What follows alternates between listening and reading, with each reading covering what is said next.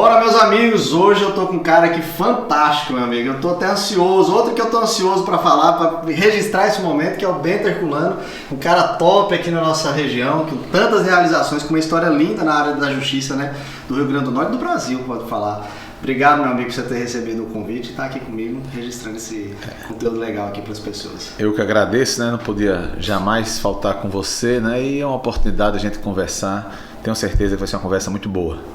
Obrigadão, meu amigo. Como eu falei dessa área da justiça que você está aí, como é que foi o início lá do Bento, que poucas pessoas devem conhecer? Eu queria saber das histórias antes de você ter entrado no direito e até mesmo ali o Bento, o estagiário, como que era. Dá uma discorrida aí de coisas que as pessoas veem o Bento de hoje, mas não sabem lá no passado que foi dura, né? Deve ter sido muitos desafios. Na verdade, né, a gente sabe que para você subir degraus na vida, isso demanda, acima de tudo, esforço, né? Então eu sou filho de uma família classe média, tal. Meu pai era médico, um médico muito conceituado, né? E eu estudei a maior parte da minha vida no Colégio Marista, tal, e resolvi fazer direito, mesmo com minha família toda na área da medicina. Meus irmãos são formados em medicina, meus tios todos são médicos, meu avô era médico, meu pai era médico. Nossa, só médico, mas e como foi? Teve alguma inspiração? Ou foi assim, revolta, esse negócio de tanto médico? Não foi direito. Isso não. Eu quando era jovem, né, assim, na escola, eu pensei em economia. Na época havia um auge nessa área, pensei em engenharia civil, mas depois eu resolvi fazer medicina, que era uma coisa natural, sem nenhuma influência paterna. Meu pai sempre deixou isso bastante claro, que ele não queria influenciar. Mas fazer direito, você falou fazer medicina, mas de fazer medicina. Não quis influenciar para fazer vestibular para medicina. Sim. Que era o natural, né? Sim. Que houvesse essa influência. Mas não houve essa influência. Mas eu na escola, eu fui líder de turma, fui do centro cívico do colégio. Então era aquela política estudantil, já era uma coisa que me atraía, que tem mais a ver com a área do direito, da comunicação e tal. Aí eu fiz um teste vocacional no segundo ano do segundo grau, sim, né? E nesse teste vocacional deu direito. Eu nunca tinha pensado em direito. Aí eu refleti, aí... Você foi influenciado no teste mesmo? Foi, no teste vocacional. Aí eu pensei, analisei, realmente tinha mais a ver comigo o direito. Mas eu decidi na hora de marcar na inscrição no vestibular da UFRN, né, na Compev. Na hora de marcar eu fiquei direito e medicina. Aí uma dúvida enorme. Aí eu optei por fazer direito e posso dizer que eu tenho convicção que eu acertei. Logo no início, você sentiu hoje é lógico, com tantas realizações que a gente vai discorrer aqui no programa, mas lá assim no começo do curso... Eu sempre gostei, Alberto. Pode chamar goiano. Posso chamar de goiano mesmo? Então que bom, né? Eu conheço a vida toda como goiano, né? Vim descobrir que o nome era Alberto um dia desse. Mas eu sempre gostei tanto que quando eu era muito novo, eu achava o máximo, e o pessoal me convidava para, como estagiário, participar. Eu fazia júri popular. Então todo mundo achava que ia ser advogado criminalista. Tanto que eu gostava tanto que, mesmo eu tendo enveredado a nível de mestrado já na área trabalhista, na área do processo civil também, mas na verdade a primeira instituição de ensino onde eu lecionei foi na área trabalhista, foi na PUC de São Paulo, na época do mestrado. Mas aqui no Rio Grande do Norte, as duas primeiras instituições onde eu lecionei foi a Universidade do Estado do Rio Grande do Norte, a UERN, e a UNP. Eu era professor de Direito Penal. Pouca gente sabe disso. Nossa. Mas eu acho assim, aí apareceu a oportunidade justamente de fazer um estágio em escritório trabalhista, mas eu tenho impressão... meio que direcionou, né? Eu tenho a impressão que eu gostava tanto de direito, já desde o primeiro semestre do curso, eu me identifiquei tanto com a área jurídica, que para onde houvesse a oportunidade, para onde eu fosse, eu ia dar certo e eu ia derivar para essa área. Então, se fosse direito administrativo, direito constitucional, direito previdenciário, direito tributário, para onde eu fosse, né, eu acho que eu iria me apaixonar por esse ramo. E aí apareceu a oportunidade na época, um escritório de advocacia trabalhista, e aí eu me apaixonei pela área Como trabalhista. Foi? Esse escritório era aqui em Natal? Era um escritório que era focado, e ele dominava o mercado na área de advocacia trabalhista de reclamantes, ou seja, de trabalhadores. Sim. Que quase sempre os reclamantes são trabalhadores. E eu fui convidado e o dono do escritório enxergou em mim um certo potencial e acho que justamente por ter paixão no que eu fazia. Transmitia isso. Na época, o Estatuto da OAB permitia que o estagiário praticasse alguns atos que hoje não pode mais, tem que já estar formado. Na época podia, por exemplo, eu podia fazer audiência sozinho. Era como estagiário. E hoje não pode mais. Hoje não pode. E ele então acabou, tem um escritório muito grande, ele achou que eu daria conta, e ele acabou me deixando à frente do escritório praticamente. Caramba. Eu bem jovem. Responsabilidade. Né? Na época eu tinha uns 17 para 18 anos de idade.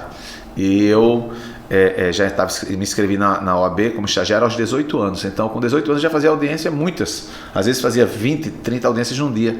Muito jovem. Né? Muito jovem.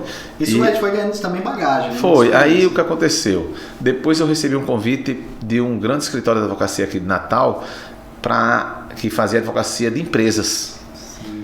E aí eu pedi a compreensão, né, do meu chefe. Sim. E eu queria ter uma experiência do outro lado, para ter uma visão mais ampla. Parecia até que eu estava adivinhando que iria me tornar um magistrado, um juiz depois, e é muito bom que você tenha essa formação olhando pelos dois ângulos, pelas duas perspectivas, né? Já que o direito do trabalho ele é um direito que regula as relações entre trabalhadores e empregadores. Então, eu acabei indo para um outro escritório de advocacia empresarial. E quando eu fui fazer mestrado em São Paulo, lá também eu trabalhei primeiro, lógico, já como advogado, não como estagiário, na época o maior escritório de advocacia trabalhista de empresas do Brasil, só grandes empresas. Gigante, então, os clientes eram General Motors, Philips, só Union Carbide, só grandes empresas. Mas você tinha quantos anos, você falou? Foi para São Paulo? Eu fui para São Paulo com 20 anos, eu tinha 20 anos. Novo. Eu entrei, eu acho que eu sou talvez um dos mais jovens, não o mais jovem, mas um dos mais jovens concluintes de direito aqui do FRN, porque eu entrei no último semestre do curso aos 19 anos. Nossa. Aí eu fiz em outubro 20 e me formei, né, no final do ano.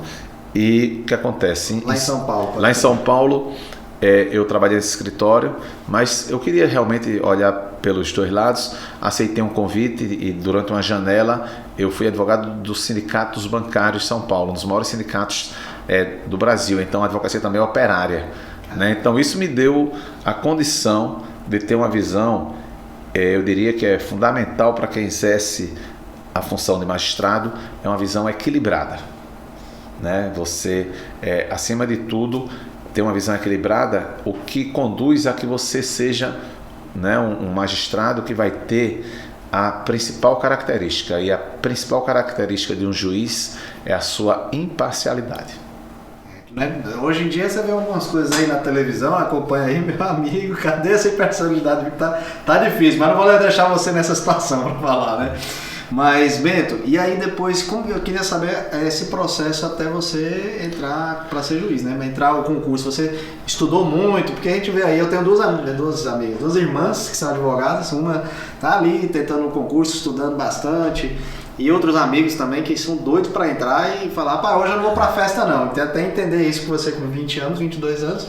Será que abdicou de tanto evento, ficou mais quieto, não podia namorar? Como é que é isso aí, o Bento mais jovem, quase entrando para ser juiz? A minha história eu não gosto nem de dizer isso não, porque eu tenho a convicção de que muito melhor, né, muito mais eficiente do que o talento é o esforço.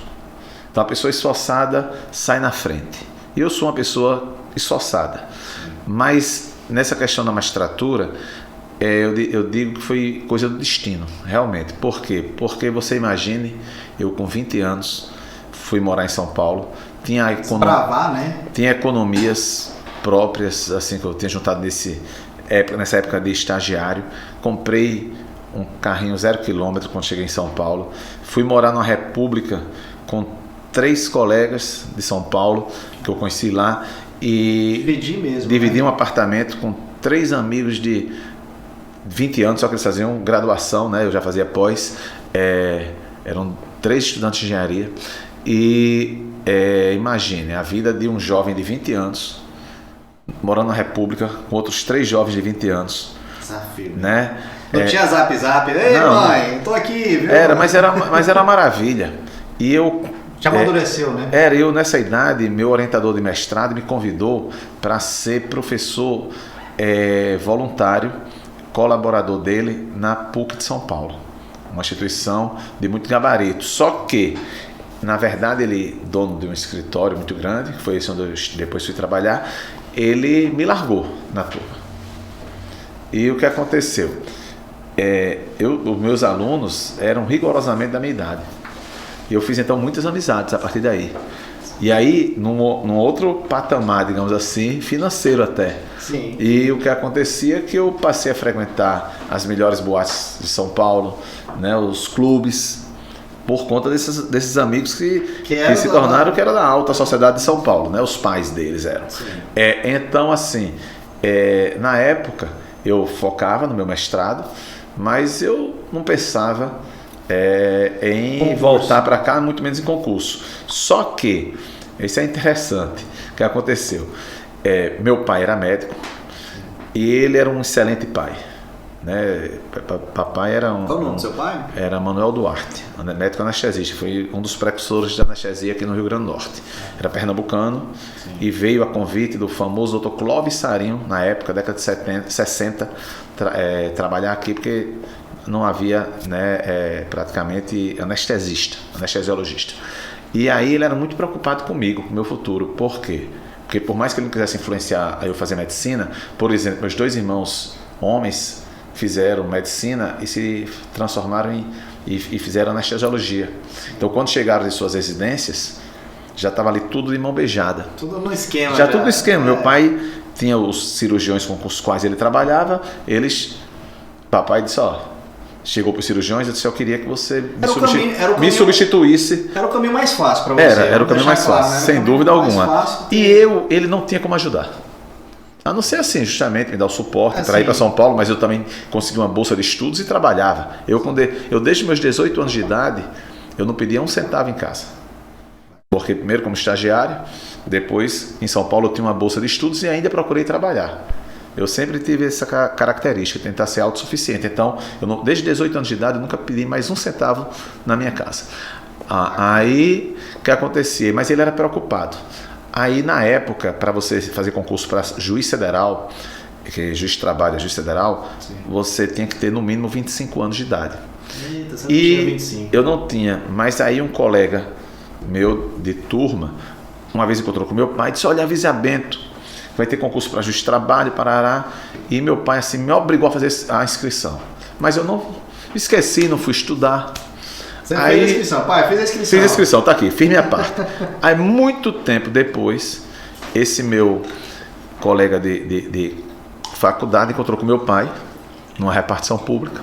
Aí disse, doutor Duarte, como meu pai era conhecido, Bento vem fazer a prova sábado, porque na época o TRT, não existia TRT no Rio Grande do Norte, a sede era em João Pessoa e tinha jurisdição sobre os estados da Paraíba e do Rio Grande do Norte. Sim. Aí papai disse, não estou sabendo nada não. Aí ele me telefonou, você não vem fazer não? Eu disse, papai, não, estou nem estudando. Mas eu, embora não estivesse estudando para o concurso, mas eu tinha uma base. E estudava, muito boa, né? Eu tinha uma base boa e eu estudava para exercer a advocacia. Então eu tinha um preparo para aquela fase inicial do concurso. Mas não achava, não queria passar. Aí eu entrei em contato com o tribunal e disseram, não, sua inscrição foi indeferida, que você tem 22 anos, tem que ter no mínimo 25. Aí eu entrei com mandado de segurança, porque a Constituição Federal de 88 tinha acabado de entrar em vigor e ela proíbe discriminação em admissão de emprego por idade. E embora não seja bem um emprego, ser juiz, mas por analogia eu invoquei, consegui uma liminar. E não brinque com a advocacia, não. Aí consegui eliminar, naquele tempo recebi a liminar. E eu disse para meu pai, como eu não estava com vontade de fazer o concurso, na verdade, e ele, você não vem não, eu disse, papai, eu só vou se eu tiver a liminar. Aí em cima da hora, na sexta-feira, eu recebi um telex, naquele tempo, né, porque tinha nem e-mail, não existia nem e-mail. Aí recebi um telex com a liminar. Aí eu peguei, consegui embarcar de última hora, cheguei em João Pessoa, que a prova era lá de madrugada, e passei no Primeiro concurso. No concurso, foi o primeiro concurso que eu fiz. Aí eu passei na primeira fase. E me empolguei. É isso que eu ia falar, você não estava, né, com expectativa nenhuma. Mas aí exatamente, na época, 22 anos, agora eu vou. aí me empolguei. E aí, coincidentemente, um parente de minha mãe, mais distante, ele era desembargador do TRT da Paraíba, estava precisando de um outro assessor, ele tinha 2 assessores, precisava na época o tribunal de lá tem mais assessores, e aí me convidou, perguntou se eu não queria trabalhar lá. Aí eu refleti, eu tinha muita vontade de ser advogado, era o que eu exercia e gostava muito, mas aí deu aquele start assim, na minha cabeça, mas eu tenho 22 anos, eu posso ajudar muita gente ao longo desse período longo, porque eu vou ter muito tempo como juiz. E como juiz é uma tarefa muito difícil, né? Você pode dizer que é uma missão e é um mistério mesmo, como se fosse um sacerdócio, porque numa decisão judicial, Goiano, você vai desagradar pelo menos uma das partes. Se você julgar uma ação procedente ou improcedente, vai desagradar uma das partes. E se for procedente em parte, que é a grande maioria das ações, você desagrada as duas, em tese. Né? Então, você tem que ter, né? Quantos amigos, por exemplo, uma cidade como Natal. Eu conheço muita gente. Eu me afasto de alguns processos, mas se for uma amizade íntima. E ninguém tem muitos amigos íntimos de verdade. Lógico. Então, assim, aí às vezes, mas eu já perdi. Foram poucos, graças a Deus, mas eu já perdi uns 2 ou 3 amigos, porque não entenderam seu ponto, né? Que eu tenho que ser honesto, inclusive como eu digo, porque se eu não for honesto, e ser honesto no sentido não de você simplesmente você não aceitar uma vantagem pessoal em uma decisão, mas é ser honesto no sentido inclusive que eu não posso julgar a favor de Goiano, porque eu sou amigo de Goiano, porque eu vou estar prejudicando outra pessoa, inclusive, né? Então, assim, ser honesto no sentido de fazer o que você acha que é o certo, que é o justo, né? Mas então eu tive essa perspectiva e aí comecei realmente a estudar bastante, trabalhava 2 expedientes lá no tribunal, mas à noite eu aluguei um apartamentozinho, comprei uma cadeirinha de praia e ficava lendo. Eu nunca fui de muito método, não. Sim. Pegava ali o livro do começo ao fim, da área jurídica, né? Lógico, das matérias, e aí eu comecei, toda noite eu estudava, e aí a gente aprende, por exemplo, a constância é tudo. Aquela história, você pode estudar só 1 hora no dia, mas tinha que estudar todo dia eu estudava. Né? Então, enfim, foi uma coisa meio achei legal essa, você levava a cadeirinha de praia ali pra praia, começava a ler de frente pro mar. Mas não, era cadeirinha de praia, mas não era na praia não. Eu entendi. Não. Eu tenho a cadeirinha de praia, que eu comprei a cadeirinha de praia e eu tinha uma varandinha bem pequenininha no meu apartamento e eu ficava na varanda. E o apartamento era com vista pra praia. Não tinha cacife pra isso não. Era pra... Ainda, meu amigo, ainda. Mas eu queria entender, aí você entrou pra magistrado, né, virou juiz. Como foi esse processo no início ali? Então, o meu concurso foi muito demorado. Foi demorado? Foi muito demorado, porque são muitas fases, né? São 5 fases. E depois você tem a chamada investigação social, que demorou muito, que vai investigar a vida dos candidatos e tal, e para dar ou não a chamada inscrição definitiva. Eu tomei posse, já tinha 23 anos. Aí eu nunca trabalhei. Tomar posse mesmo sem os. Consegui, porque nesse período que eu entrei com a segurança, eu fiz com base liminar, mas até o final do concurso foi revogada essa exigência.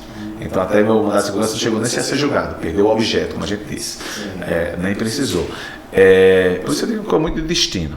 E então comecei a exercer a magistratura, nunca trabalhei na Paraíba, porque já desde o início não havia tribunal aqui, mas eu optei por ficar lotado aqui em Natal, né? O tribunal me lotou aqui, e depois quando se criou o TRT do Rio Grande do Norte, a Constituição de 88 obrigou a ter pelo menos um tribunal em cada estado, depois isso foi revogado, mas o nosso foi criado antes, e eu optei por ficar no Rio Grande do Norte, que é minha terra, né? Então até na época o pessoal disse, não, fica aqui na Paraíba, eu disse, não, eu vou ficar no Rio Grande do Norte, né? Próximo da família. Próximo da família, tudo, né? E já são mais de 30 anos, são 31 anos que eu exerço a magistratura do trabalho. Caramba, muita história, mas eu quero saber também a parte de como professor, que você foi para essa área da educação. de grandes eventos no Brasil também, por muitos alunos. Você sabe quantos alunos já teve aí nessa? Rapaz, alguns milhares, alguns milhares mesmo, porque... Editou, né? Não é? Porque na época, quando eu entrei, comecei a dar aula, só tinha faculdade de Direito aqui em Natal, na UFRN e na UNP. Já tinha um UNP então? Já. E quando eu voltei para Natal, eu tomei posse. A UNP foi criada acho que em 90 mais ou menos, foi quando eu tomei posse como magistrado. E eu dava aula nas duas. Eu dei aula na UNP durante 19 anos e na Federal eu estou desde 96, né? Já são 25 anos que eu estou na Universidade Federal, né? E me orgulho muito, inclusive, que eu sou, no meu departamento, o único professor titular de Direito, né? Eu estou no topo da carreira, também com insosso, e sou hoje professor titular da Universidade Federal do Rio Grande do Norte, né? E no curso de Direito todo somos, acho que três ou quatro, e no meu departamento eu sou o único professor, o que é motivo de orgulho, porque é resultado de um esforço, né? Pois bem. Nada foi ganho, né? E lá na UFRN, todo estudante de Direito passava por mim. Então, teve uma época que eu cheguei a ter na UNP 3 turmas, 2, né? Então, tinha por semestre 5 turmas de 50 alunos. Então, você imagine, eu tinha 500 alunos de Direito, em 20 anos foram 10 mil alunos, 10 mil alunos numa cidade, pessoas que circulam bem, quer dizer, numa cidade como Natal. Você anda dando tchau, né? Não, quando a pessoa fala comigo que eu não reconheço, eu sei que é ex-aluno, porque é difícil a gente reconhecer todo mundo. Mas, por exemplo, agora mesmo, este semestre agora na UFRN, eu estava na graduação, fora o mestrado, né, onde eu também leciono, mas na graduação eu tinha, Goiano, 5 turmas. 5 turmas. Lá em Recife, mas não é nem só aqui não, lá em Pernambuco, eu dei aula na Federal, teve uma época, hoje mais não, da UFPE, que eu dei aula a umas 20 e tantas turmas de pós-graduação na área de processo civil, principalmente. Então lá, então só lá... Não dá pra fazer essa conta não, viu? Eu vou lhe dizer, conta difícil para ser feita. Eu vou lhe dizer, são um pouco mais de 3 mil juízes que trabalham no Brasil.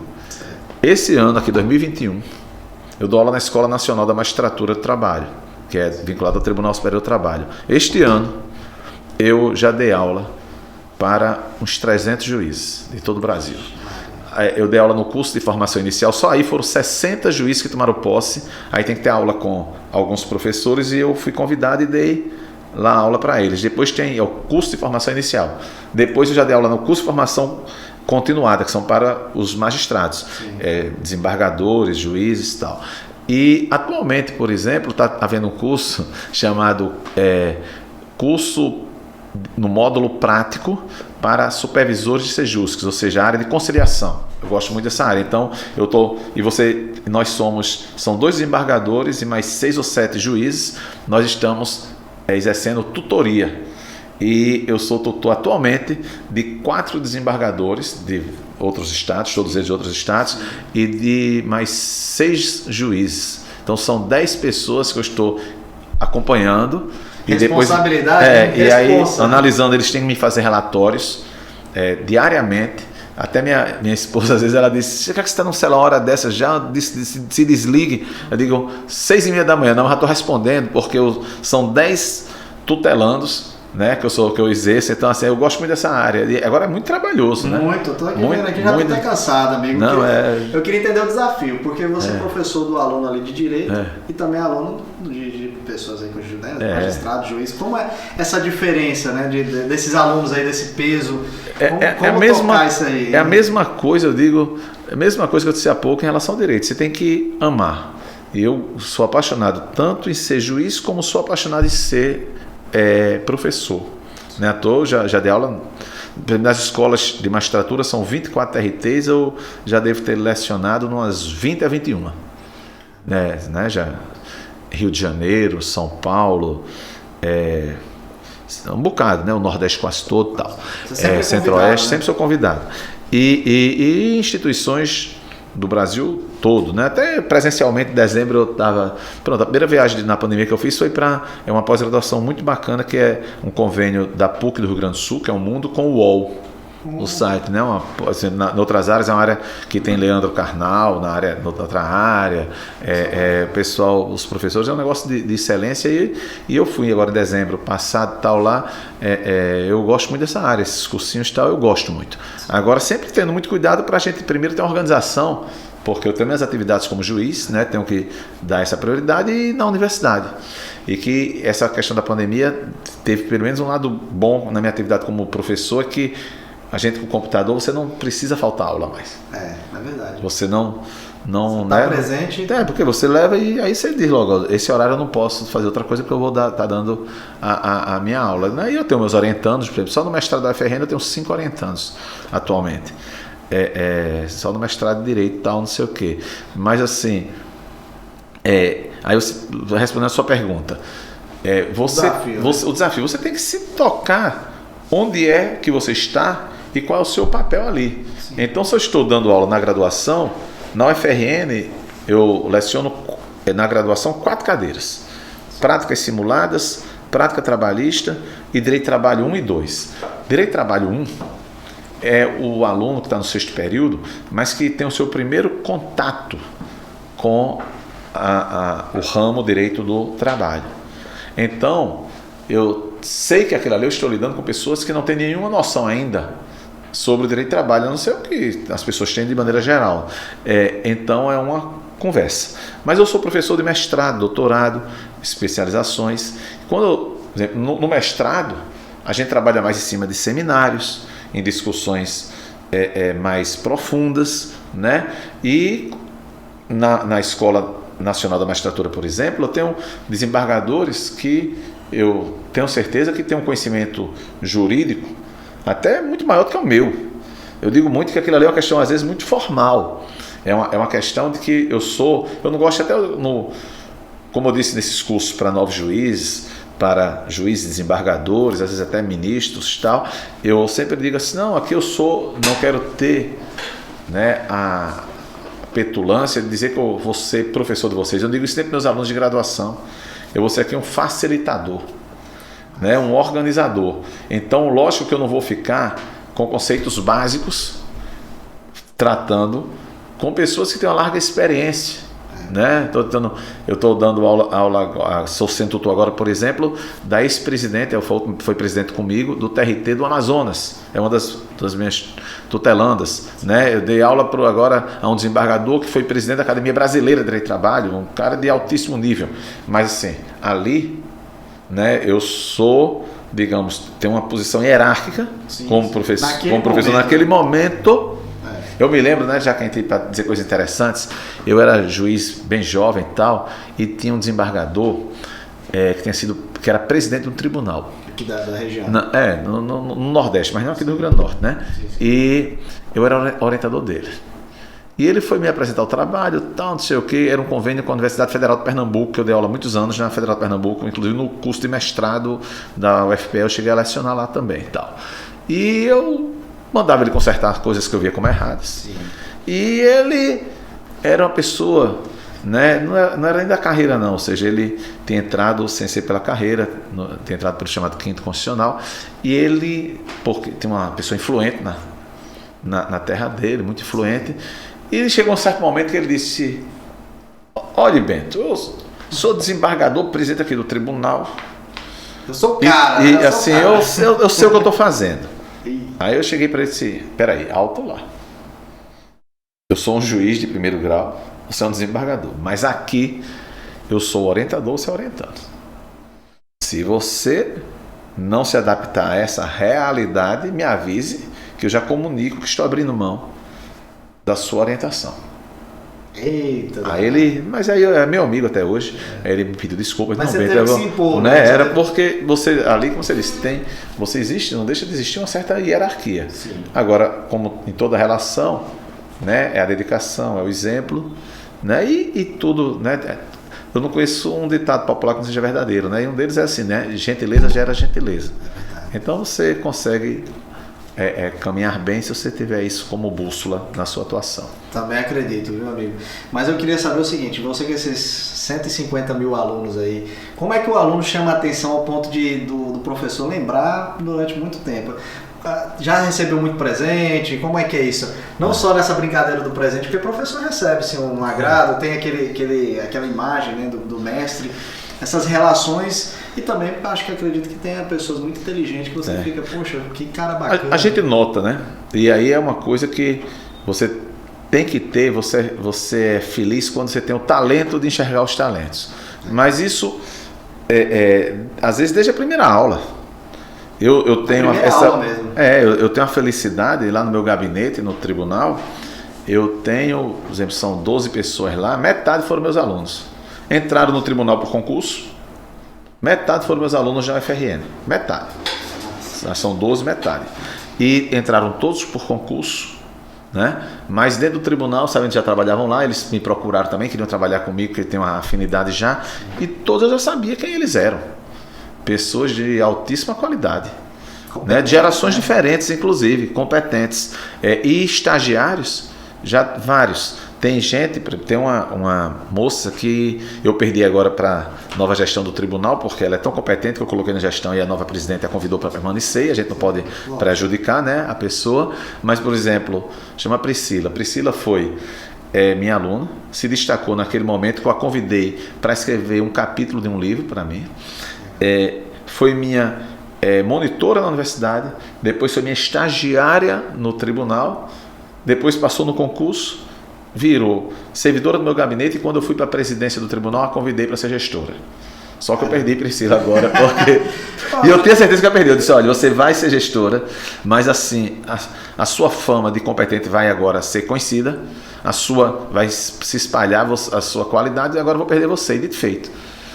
Ela chegou depois. Com muita felicidade. Foi, ela disse, doutor Bento. Não tem como você colocar a pessoa, né? Amarrar a pessoa. Lógico, ela disse, doutor Bento, eu tenho uma notícia tão ruim para dar para o senhor. Eu disse, não, ruim para mim, mas boa para você, mas sendo boa para você, fica boa para mim também. Fico muito feliz, já sei qual é a notícia. Você foi convidada para permanecer na gestão. Ela disse, foi. Ela disse, eu não tinha dúvida, Priscila, desde quando eu lhes coloquei, como vários que eu coloquei, ficaram por causa disso. Da competência, e você fica muito feliz, né? Isso em relação, olha, digo isso sem nenhuma demagogia, não tem nada mais gratificante para um professor do que você ver o aluno crescer, né? Ele ficar, você quando você vê que, como eu digo, você superou, né? O aluno superou o professor, isso para mim é motivo de muita alegria, sinceramente. Não tem esse ego, né? Eu não vou dar um nome, nem vou dar dica aqui nenhuma, porque senão ficaria chato. Mas tem um ex-aluno meu que ocupa um cargo de alta relevância e que é uma pessoa de uma inteligência, de uma competência sem igual. Então, assim, eu tenho tanto orgulho de ter sido professor dele, que numa turma que você tem promotores, juízes federais, juízes de direito, a turma toda foi uma das melhores turmas que eu tive na UFRN.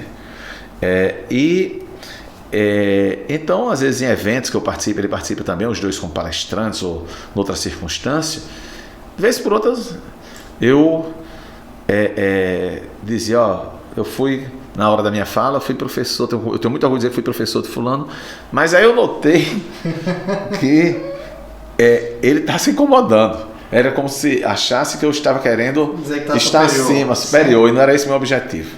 Aí eu cheguei para ele, eu sou sempre uma pessoa muito sincera. Aí eu disse... Amigo, deixa de besteira. Eu disse, eu tô achando que você... Olha, mas eu tô dizendo, isso é motivo de orgulho. Mas nunca mais eu disse.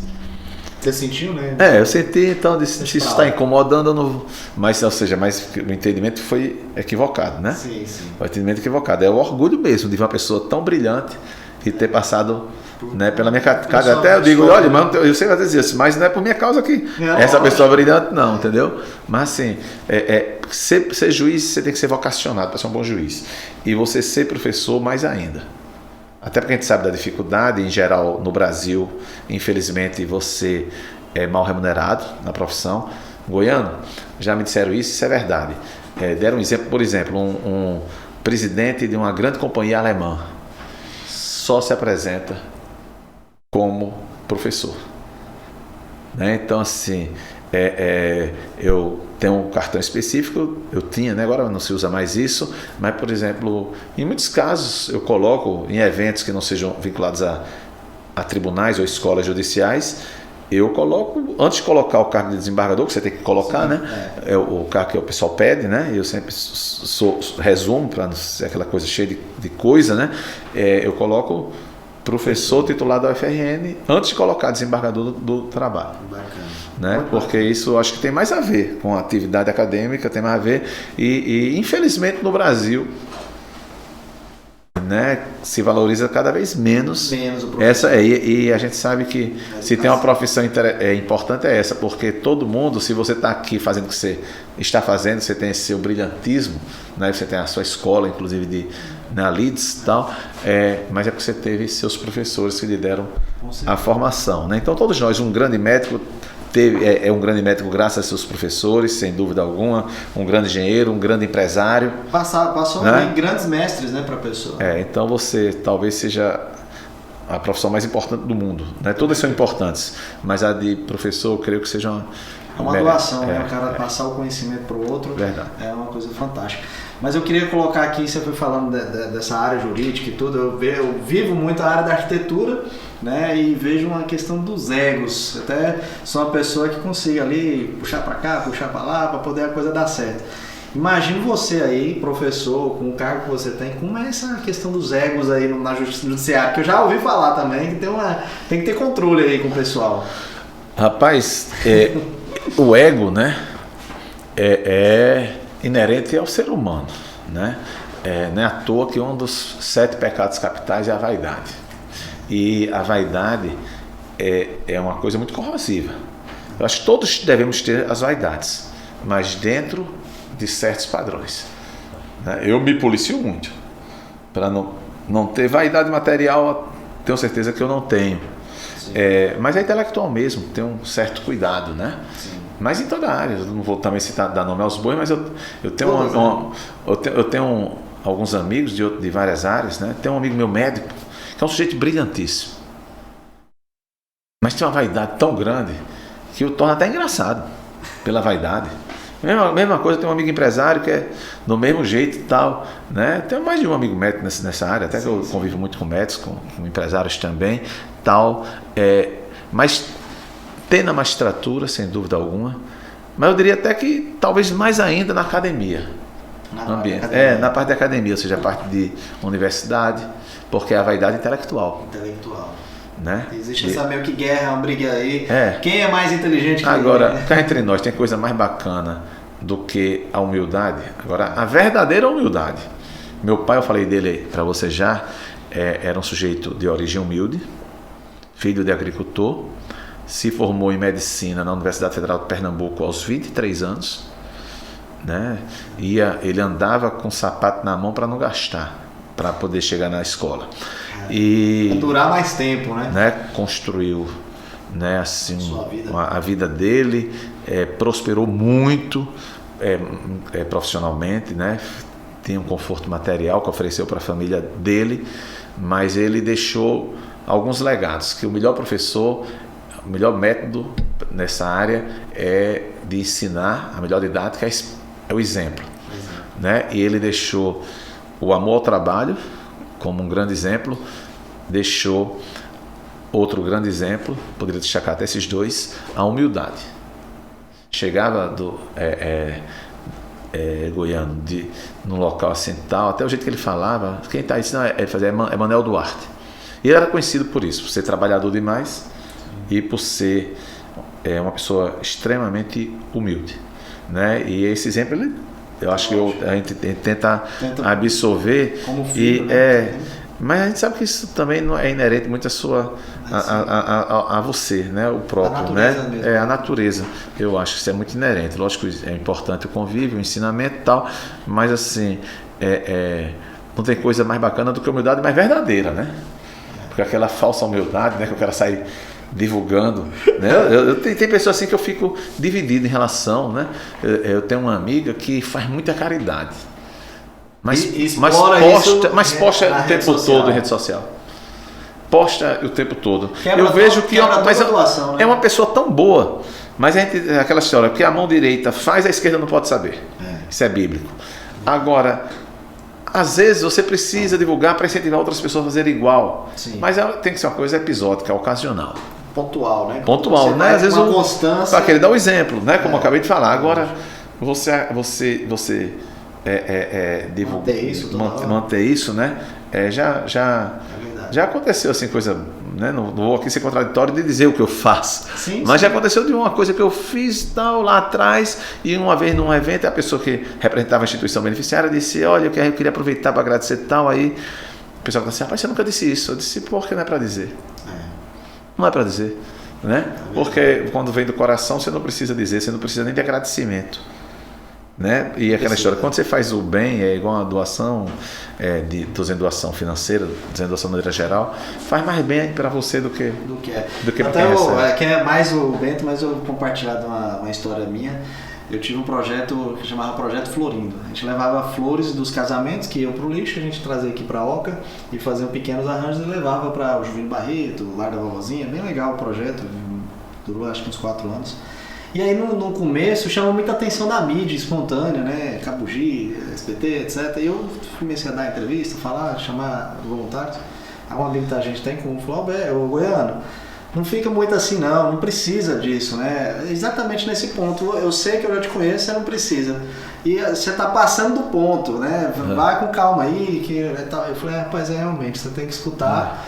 Amadurecer até nesse ponto. Qual o ponto de você se expor numa situação solidária? Você pode às vezes fazer 1 ou 2 vezes para chamar outras pessoas para te ajudar. Exatamente, mas se ficar ali, a pessoa já começa a falar: isso aí é para ser político, é para não sei o quê, é para outra estratégia. Então, aí perde muito do mérito, né? Perde todo o mérito. Eu tive uma experiência nessa e depois eu falei: mesmo, vamos acalmar aí, deixa esse tempo. Quando o pessoal vinha atrás, não, quer ajuda, quer doação, mas esse negócio de entrevista deixa.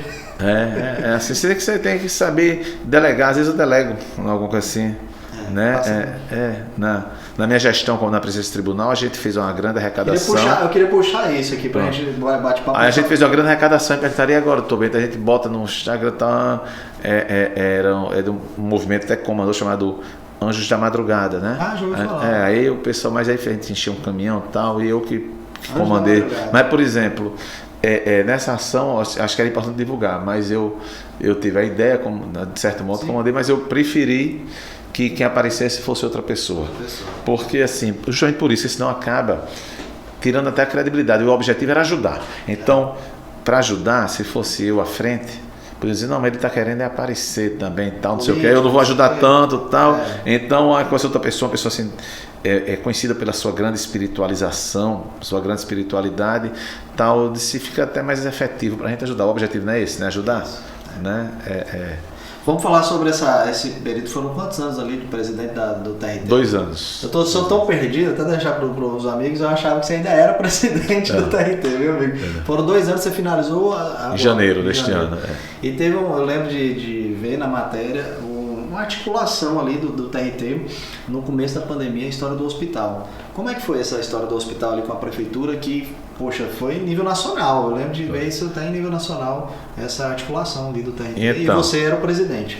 Então, quando, né, a gente, na minha gestão, eu dizia muito o seguinte: eu era para, na minha concepção, em caminhos normais, mas tem política também aí, o sistema de nomeação, de promoção de magistrados é um sistema equivocado, né, no Brasil. Isso é uma coisa que precisa um dia ser enfrentada, mas dificilmente vai ser enfrentada porque precisaria que a classe política abrisse mão de uma influência, e deputados, senadores, presidente da República não querem abrir mão disso.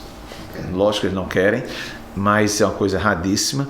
E, enfim, eu demorei, eu acho, mais do que seria o normal para entrar na segunda instância do tribunal, me tornar desembargador, mas eu sempre dizia que aquela história do destino era porque você não pode nunca ter frustrações, mágoas. Não, é porque Deus queria que eu entrasse depois para desempenhar um papel, e parecia uma coisa engraçada, porque nem engraçada, uma coisa mesmo que foi ao encontro dessa afirmação, porque quando estourou a pandemia eu era o presidente, então talvez era para eu estar a pessoa certa no lugar certo. Naquele momento. E que desafio, né? Foi um grande desafio. E o nosso tribunal, E lógico, não foi sócio de Bento Herculano. Eu montei uma equipe técnica, estritamente técnica, e com muita doação. Time, né? O time. Né? E, né, como você estava falando, essas pessoas que estão vindo já com você. Lógico, não, exatamente. Eu montei uma equipe de auxiliares, onde a única bússola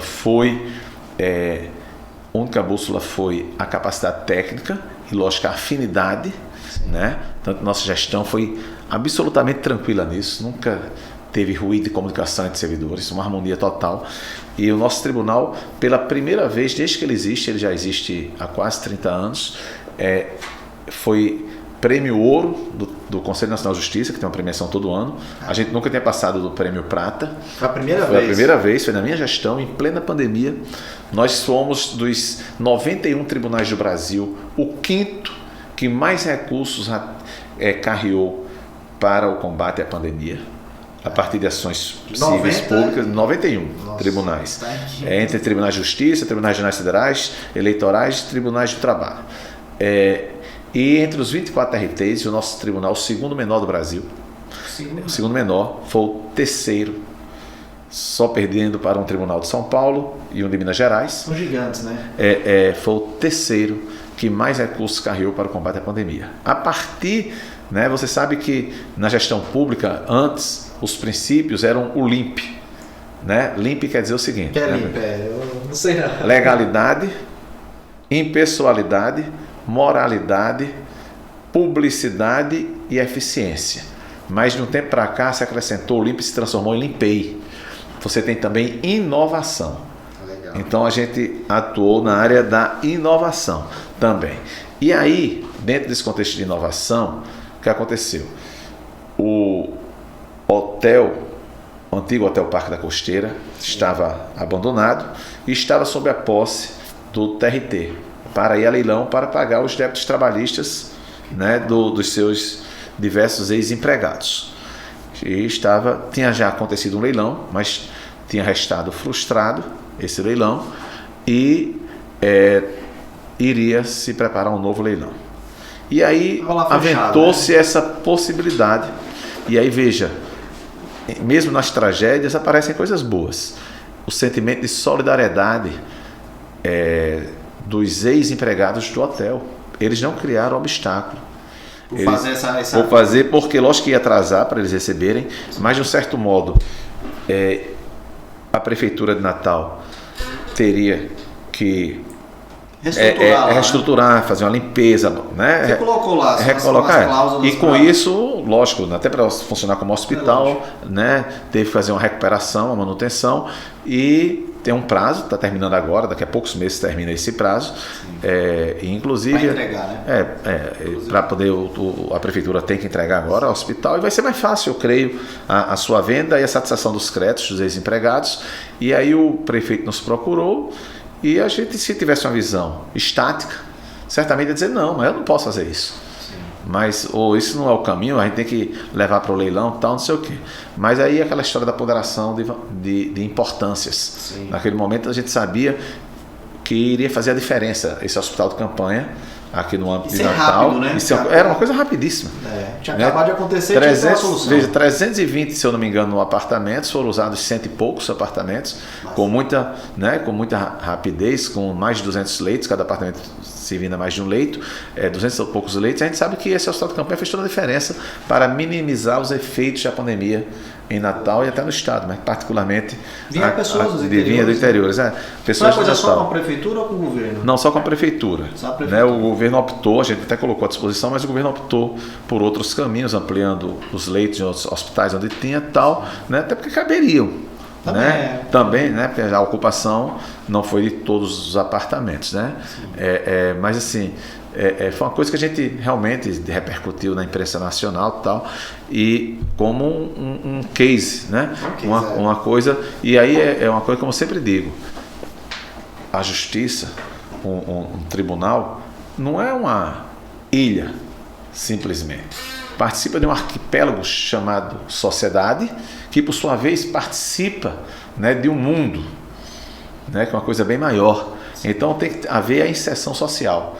Por quê? Porque isso se relaciona a aquelas palavrinhas duas chamadas serviço público. Então você tem que prestar um serviço em prol, né, da sociedade. E a gente prestou, né?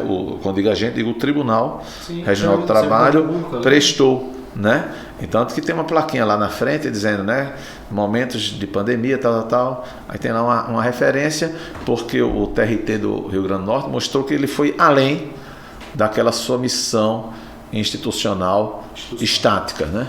Ele foi um pouco além, e eu tenho certeza que a repercussão e os resultados, que é o mais importante, foram os melhores possíveis. Parabéns, viu, Bento? Muito bacana mesmo. Eu acompanhei na mídia, na época a gente não se encontrava, e algumas vezes eu já encontrei com o Bento no mídia, ali na Saraiva, também eu quero puxar esse assunto, mas pensando na inovação, teve ali um momento que você teve que dispensar o pessoal ir para casa, trabalhar. Como é que foi isso? A questão do home office, né? Teletrabalho que chama, né? É como eu lhe disse, né, Goiano, você tem que, para ser um bom gestor, você tem que delegar.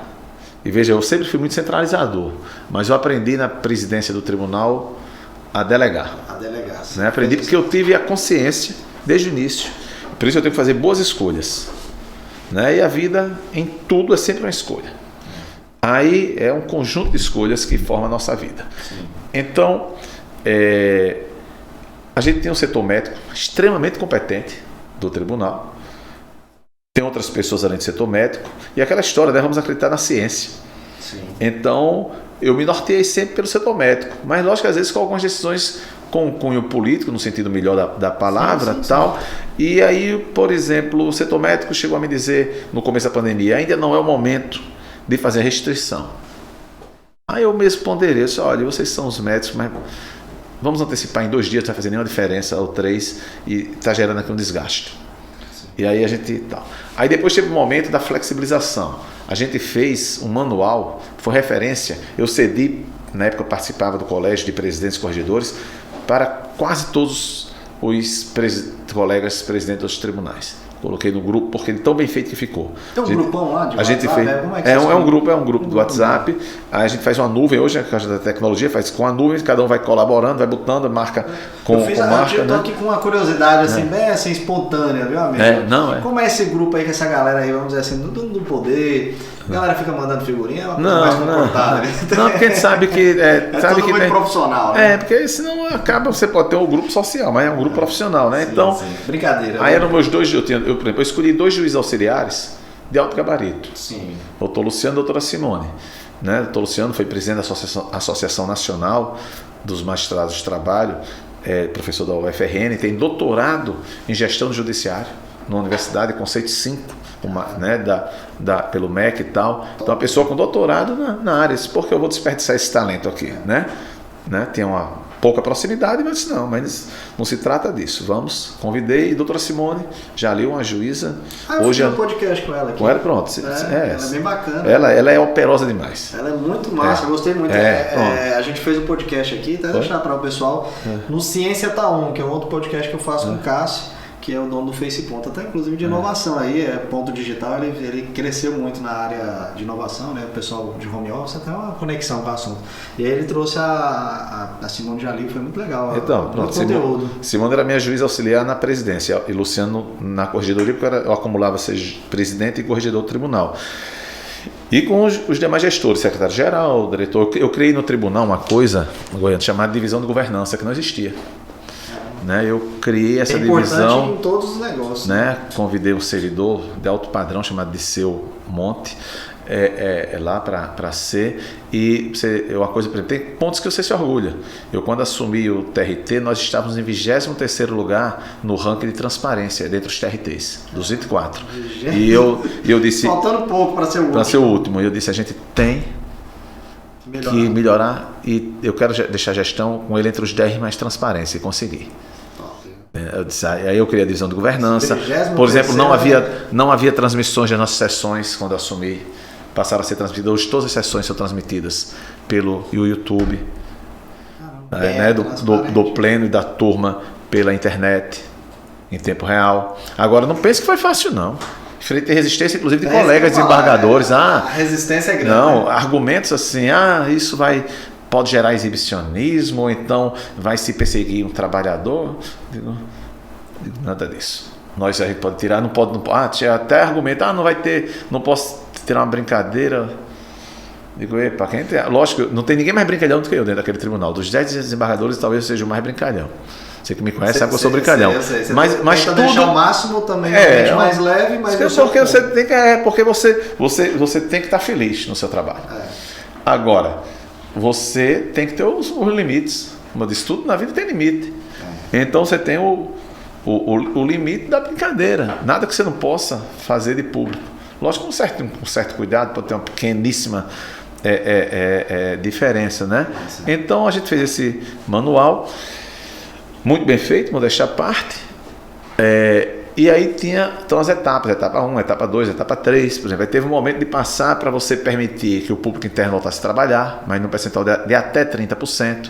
Aí tem aquela história, pode pegar a minha, tranquila. Mas eu não posso, aí tem situações, né? Eu tenho comorbidade, eu não. Barará. Agora, vamos cair na real. A enorme maioria dos nossos servidores, dos nossos magistrados, isso até na área privada, a grande maioria nossa é de pessoas altamente dedicadas. Sim. Mas sempre tem uma minoria, que eu disse que até na área privada, só que na área privada é diferente, porque não tem a circunstância. Sim. Mas são de algumas pessoas acomodadas, vamos usar de eufemismo, né? Pessoas acomodadas. E aí, chegou no momento, por exemplo, vou dar o exemplo daqui de Natal, não, mas o presidente de um tribunal, sim, vizinho aqui nosso, ele me disse, Bento, eu encontrei com um juiz que não fazia nenhuma audiência porque dizia que não tinha comorbidade no supermercado, mesmo que de máscara e tal, mas também nem era de máscara no tribunal. Eu fiz questão de montar aqui, eu digo que parecia uma nave espacial. Nenhum tribunal desafia um TRT não, um tribunal que tenha uma estrutura tão boa como a nossa, com aqueles acrílicos, sabe? Parecia uma nave especial, tudo eu digo para evitar, protegendo os advogados. Sério, não, mas não precisa na lateral, de coloque, senão o advogado vai reclamar, porque dizer que estão protegendo mais os juízes do que os advogados. Então aqui não, vamos fazer tudo direitinho. Servidores, mesma coisa, todo mundo aqui é igual, vida humana é vida humana. Aí, ele disse que encontrou com esses juízes, mas você aqui, aí ele disse, não, mas é porque aqui eu estou em movimento, o vírus não me pega. Eu digo, ele não compra nada não, porque não vai parar no caixa para pagar. Eu até brinquei. Mas eu já vivi circunstância igual aqui, até. Igual, inclusive. Mas o que acontece? Eu cheguei a verificar a recalcitrância de um ou outro colega, mais uma minoria, e na época até eu coloquei no meu Instagram, que repercutiu muito. Muito mesmo. Eu procuro agir sempre com discrição. Eu devia ser mineiro, porque mineiros, assim, quem mais viveu foi quem menos apareceu. Agora a gente tem uma missão que a gente tem que cumprir, então acaba aparecendo às vezes. E aí eu coloquei no meu Instagram, assim, no momento de desabafo. Passei, estava na volta para a segunda fase, não vi funcionando como eu achava que deveria estar funcionando, era uma audiência híbrida, presente algumas pessoas, outras não. Aí eu fiz aquela coisa, disse, olha, o vírus, parece que o vírus ele é seletivo, embora a grande maioria dos servidores seja extremamente dedicada, incluindo juízes, membros do Ministério Público, coloquei, mas tem uma minoria que acha que o vírus só frequenta o local de trabalho, ou no máximo escolas. Não frequenta praias. Mas praia aberta, tudo bem. Restaurantes. Mas restaurantes, bares, academias, né? Não frequenta.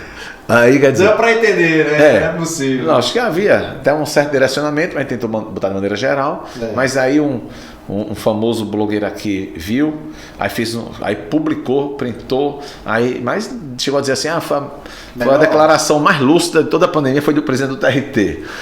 Tinha um peso, né? O presidente do TRT tinha um peso muito grande. Mas eu lhe digo assim que 99% dos comentários eram positivos. Era positivo. Porque era a minoria, né? Que se incomodou. Porque se incomodou. Eu digo que quem se incomodou é quem realmente tem esse pensamento seletivo. Então, assim, por exemplo, hoje... Do vírus seletivo. A gente tem que ter muito cuidado, porque E a bússola, eu sempre digo, tem que ser a ciência. Então a gente sabe da importância naquele momento do uso de máscara, mas vai ter um momento que não vai. O distanciamento social, né? A gente sabe da sua importância, da vacina. Não houvesse vacinação, a gente não ia sair nunca desse buraco. Nunca. A gente sabe que os números melhoraram por causa da vacina. Né? Senão, a gente tinha ficado num buraco completo. Então, assim, a gente não pode ser negacionista. Que, infelizmente, a gente tem pessoas negacionistas, né? Infelizmente, que prestam um enorme desserviço à saúde e à humanidade, né? Mas a gente tem que saber também que tudo aqui de se ter um equilíbrio. Então, com as devidas cautelas, né? Saber o momento de você flexibilizar, e a gente tentou lidar isso, e no tribunal a gente avançou naquele momento, né? Agora eu estou fora da gestão, então assim, eu por exemplo, nunca deixei de ir um dia no meu gabinete. Agora, a turma toda usa máscara, a gente deixou as janelas abertas, eu fiz um rodízio, então eram, como eu disse, 12 servidores no meu gabinete. Hoje a gente faz um rodízio, cada servidor vai 2 vezes por semana, então a gente tem entre 4 e 5. Diminuiu, né? E que já não tinha, mas de uns 2 meses para cá eu disse, não, tá na hora de a gente voltar mais. Porque tem gente que rende até mais, porque no começo o rendimento, inclusive, superou, porque você não tem os atendimentos aos advogados, os servidores. A gente instalou lá, por exemplo, o WhatsApp Business para vara, então você faz coisas que você precisava ir lá, aí ser atendido, demorava e atrapalhava. Hoje você faz pelo WhatsApp, coisa, né? É justamente a inovação, né? Existia a ferramenta, mas não tinham colocado. A pandemia fez a gente avançar, né? Digamos, né? 20 anos em 2 nessa área de tecnologia. Como eu acabei de dizer para você, ainda há pouco, minhas aulas mesmo. Hoje, quando eu voltar para o presencial na Universidade Federal, quando eu tiver algum problema de agenda, que eu tiver uma coisa, uma urgência que eu não puder, uma viagem, uma coisa assim que eu não puder deixar de maneira nenhuma, tal, ao invés de eu repor aula, não vai precisar disso. Ao invés de repor aula do outro dia, daquele dia, uma vez ou outra, eu vou poder fazer não tem nenhum problema, creio eu, de fazer vídeo aula. Não pode, porque já está uma coisa muito cansativa. Você fazer tudo, tá uma coisa, a gente sabe que está esgotando, né? Sim. Mas você interrompi, desculpa. Não. Beto, até minha irmã que é advogada. E eu tive uma vez, ela me liga, porque sabe que eu sou muito digital. Alberto, me ajuda, o que foi? Não, vai ter uma live do professor Bento, e aí eu não vou conseguir assistir. Tem como você dar um jeito de salvar? Porque tem hora que salva, tem hora que não salva. Eu fui botar um aplicativo e salvei a live. E nesse período aí eu descobri que você estava fazendo lives quase toda semana de pessoas de outros estados, convidando essa sua visibilidade, né, do TET sendo presidente. Eu acho que eu fui bem uns 50, até meus amigos até brincavam de novo, tal, eu era convidado direto e aí eu tenho um problema de dizer o não. E muitas muito bacanas, eu aprendi bastante, né? Eu sou muito pouco inteligente nessa parte digital, né? Sempre o pessoal que me convidava, era o povo que me convidava até para aceitar, quando sabia só. Eu me lembro que teve um professor famoso de São Paulo, autor de dezenas de livros, ele disse: Bento, agora tem que você chamar porque eu não sei, também você veja, um cara top. Aí eu disse, pronto, eu também. Agora lascou também. Aí eu disse, não, então deixa, eu aprendi. Foi quando eu aprendi, numa besteira do Instagram, uma live do Instagram, eu não sabia mandar o convite. Aí você tem ideia, nem ele sabia também, eu tive que aprender. Aí minha mulher, tem meus filhos, tem meu assessor. Esses bastidores que vale a pena, né? Você não sabe, não, você que manda aí, viu? Aí salvar a live, mas como aí o pessoal foi me ensinando, disse, né, eu tinha uma filha adolescente, quando começou com essa história de Orkut, Facebook, qualquer dúvida eu gritava o nome dela. Em casa eu gritava o nome da minha mulher, no tribunal, né? Eu gritava de Bárbara, aí eu gritava, Bárbara, acuda, depois eu grito o nome da minha mulher em casa e grito no tribunal o nome do meu assessor. Vez por outra eu grito, tem até uma campainha, mas nem espero, que a sala dela é em frente à minha, né? E eu tenho um filho de 2 anos e uma filha de 4. Hoje, antes de eu ir deixá-los na escola, meu menino, até a babá dele diz assim: esse menino precisa ser estudado pela NASA, porque ele tem 2 anos e um quebra-cabeça de 16 peças, ele faz de uma rapidez e não gosta de ajuda de ninguém não, sabe? Aí a Bárbara disse, não dá ajuda não, que ele sabia que ele faz no instante. Mas ele fez acho que em 16 peças, acho que em 2 minutos o menino fez, né? Então daqui a pouco, e a minha filha já, a gente tenta evitar, porque isso não é bom, né? A história da tela e tal, mas ela sabe mexer iPad, vive pedindo no iPad da avó tal, não sei o quê. Eu digo, daqui a pouco, um pouquinho eu vou gritar, Bentinho, Sofia, né? Me ajude aqui, me salvem, né? Você tem quantos filhos? Tenho 4 filhos. 4 filhos. Carol, que é a mais velha, né? Você é avô agora, né? Carol vai me dar meu primeiro neto, né? Estou muito feliz, ansioso, esperando. E Bárbara, Sofia e Bentinho, né? Que é o caçula. Mesmo nome seu aí. É verdade. E aí vão assistir esse YouTube, porque o YouTube é pra eternidade, viu? Só se não destruírem lá o servidor do YouTube, do Google, vai dar pra assistir você nesse momento aqui comigo. Bento, já estendemos aqui que nosso episódio é só de 30 minutos, viu? Já vamos em uma. Mas, Bento, eu queria puxar esse lado seu empreendedor pra gente ir já pro final do nosso bate-papo, que eu sei que você tem várias aí, já teve faculdade, na pós-graduação, já teve restaurante, teve banda de forró, vixe Maria, como é? Conta aí essa sua veia inquieta de estar empreendendo. Eu puxei isso a meu pai, né? Interessante, que eu fui o filho, somos 4 irmãos, e eu fui o filho que puxei. Até minha mãe às vezes diz assim, uma pena você não ter feito medicina, porque senão seu pai nunca tinha vendido as participações dele em hospitais e tal. Sim, meu pai foi fundador aqui do Itorne, né? Ele foi um dos sócios, eram 4 sócios no início ali do Itorne, e eram 3 ortopedistas e meu pai anestesista. Foi acionista do Médico Cirúrgico, SA e tal. Depois ele era médico. Tentou fazenda, não se deu bem, porque você às vezes acerta, outra não. Ele era presidente, ele com mais 2 sócios, que eram 2 empresários, abriu uma fábrica de zíper, era ali na Rua da Saudade, Zíperflex. Então, e foi quem inventou essa história aqui em Natal de trocar área construída, terreno por área construída, atuou muito essa área imobiliária, sabe? E eu puxei isso muito dele. Eu digo essa história, não vou mais mexer com nada, mas como você disse, eu já fui sócio de uma faculdade, mas eu vendi antes de ela funcionar, lá na Paraíba, chama FESP, funciona no shopping, naquele shopping grande que tem lá, mas não chegou a funcionar. Vamos lá, será que você lembra e tudo? Aí vamos lá, vai pontuando. Fui sócio aqui do maior, na época era o restaurante, era o restaurante da moda. Na moda, né? Que era ali no alto de Petrópolis, chamado Girimum Café, que no Rio tinha um Banana Café. A gente fez aqui uma paródia, mas era o que bombava na cidade. Eu não sou daqui, mas já escutei falar. Não, na época era bombava. Fui sócio, como você disse, mas durou pouquíssimo, para ajudar um afilhado e uma afilhada e tal. Aí até eu brinco, até da banda de forró, que é chamada Banda Cupido Vadio.